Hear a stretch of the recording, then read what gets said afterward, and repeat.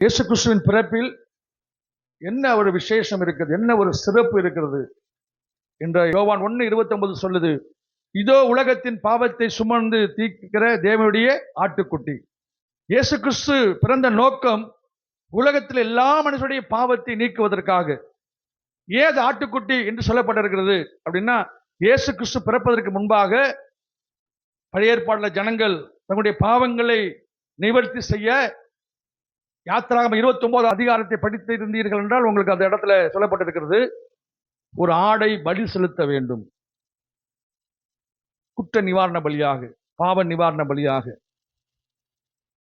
அப்படி செலுத்தாதபடிக்கு மனிதனுடைய பாவத்தை மனிதன் தான் ரத்த சிந்தி மன்னிக்கணும். ஒரு மிருகமோ ஒரு பறவையோ எதுவுமே செய்ய முடியாதுங்கிற அந்த கான்செப்ட்ல ஆண்டவர் தன் பரிசுத்தமான தேவன் இந்த உலகத்துல பிறந்து நம் பாவத்தை மன்னித்தார். நாம் இயேசு கிறிஸ்துவை ஏற்றுக்கொண்டிருக்கிறோம், ஞானஸ்தானம் எடுத்திருக்கலாம், சில பேர் புதுசாக வந்திருக்கலாம்.